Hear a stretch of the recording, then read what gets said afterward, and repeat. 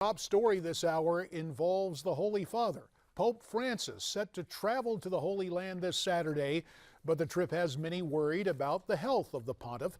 Vatican insiders raising questions that the trip just may be too much for the 77-year-old who has lived for many years with only one fully functioning lung.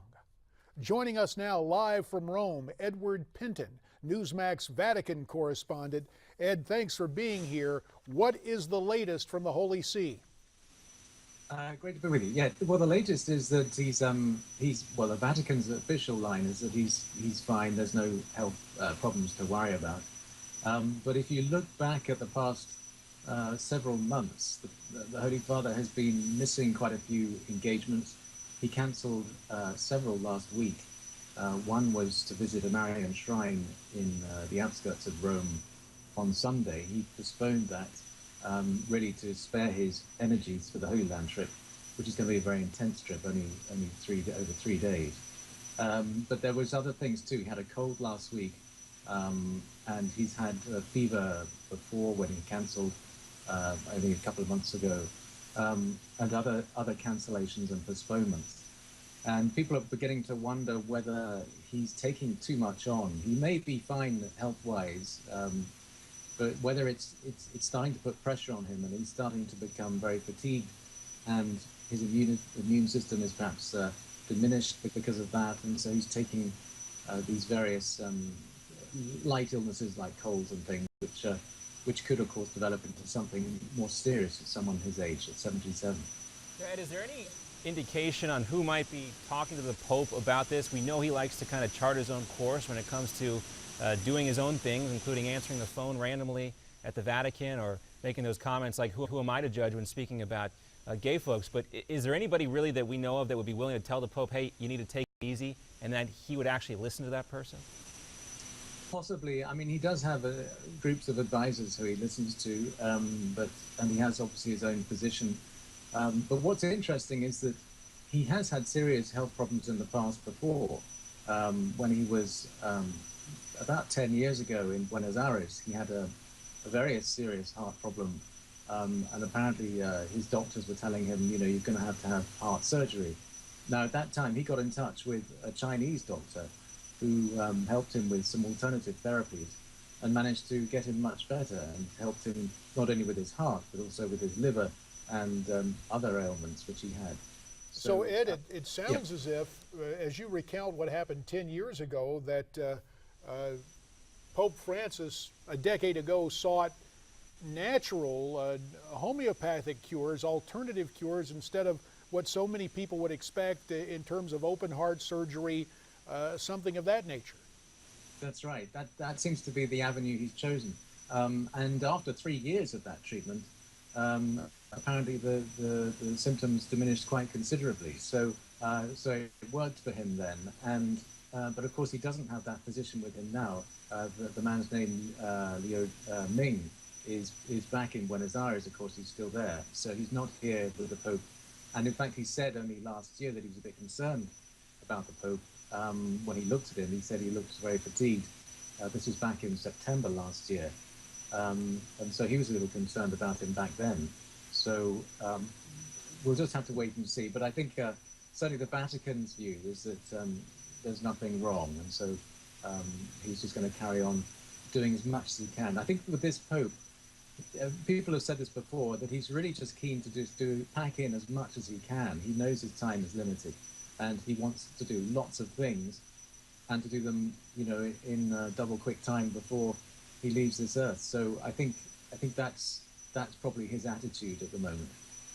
And we saw the previous Pope, Pope Benedict, basically retire from the pontiffate. It's hard to believe that we'd see that again in this situation, but we know that the health problems with Pope Francis go back even further than what you were just talking about with us, Ed. But let's talk about what happened to Pope Francis when he was much younger, having to have a portion of his lung removed from his chest. How has that impacted his health as he's risen through the ranks of the Catholic Church?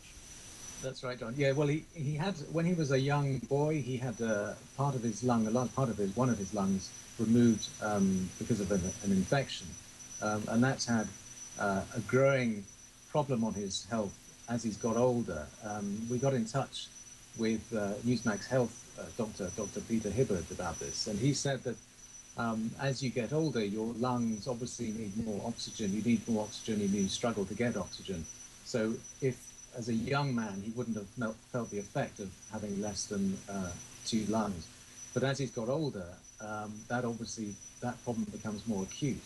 And it leads to a general diminishing of immunity and weakness and fatigue and weight gain. And we've seen that particularly over the past year with the Pope. So this is probably, I think this is the crux of why there is this concern, because of this disability, if you like, in having only one lung and part of his other lung removed. So Ed, just to step back and put this in perspective, if you were to characterize the concerns at the Vatican right now, it is not that the Pope is in imminent health danger of a serious event that we have any knowledge of. Instead, it's the nature of his schedule, his past health concerns, and the fact that you're dealing with a septuagenarian, someone who's 77, and of course, obviously hoping that and praying that he has time to celebrate more than 80 birthdays in the papacy. And so the concern is, hey, can you slow down just a little bit? Is that an accurate assessment?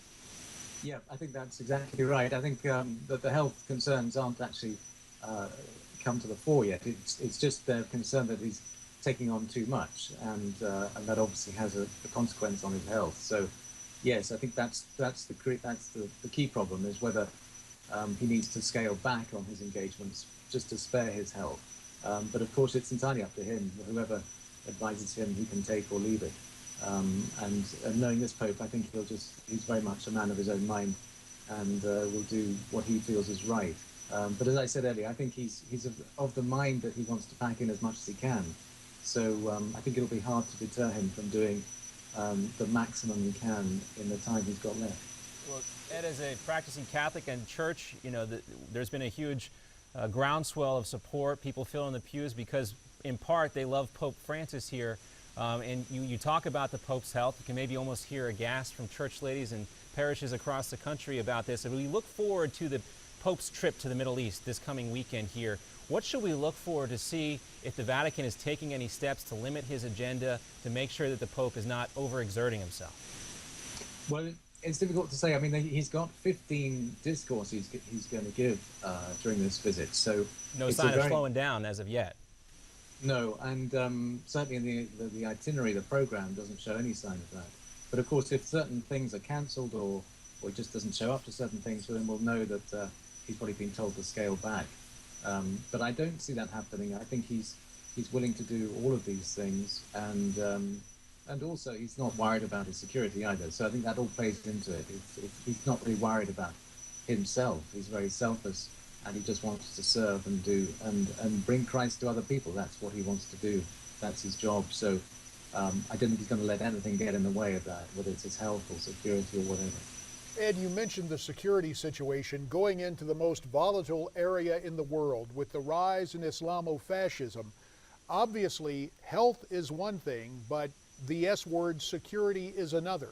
While the Pope may be unconcerned and about it, in terms of geopolitics and the church, there is more than casual concern about the pontiff going to the Middle East, and we almost hate to talk about the subject, but it's a reality.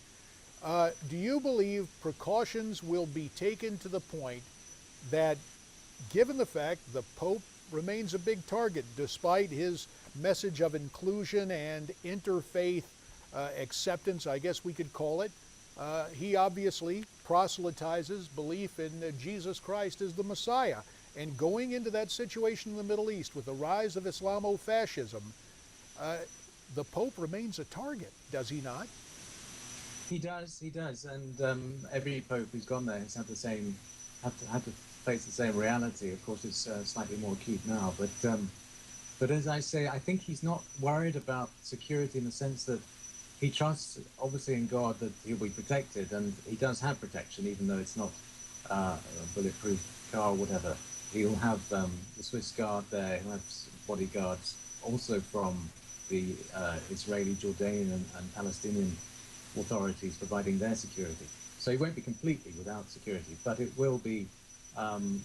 He won't, like John Paul II in this sense. He doesn't want anything to stop him from getting in the way of meeting people and being one with the people, and really showing Christ to the people. That's what he wants to do. And so anything that stops him from doing that, he's unwilling to have in front of him. So I think he's just wanting to entrust it in God's hands, that he'll be okay.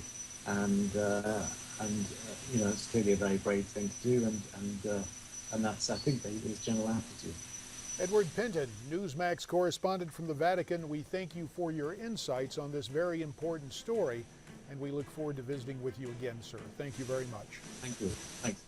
And as we talked about as well here, something that's going to kind of be overshadowing the Pope's visit is the exodus of Christians from the Holy Land being persecuted. And we can expect to see perhaps more of that protest or something in the Middle East, because we've seen other instances of churches being hammered with graffiti and other property violence, as well as people being killed in places like Kenya.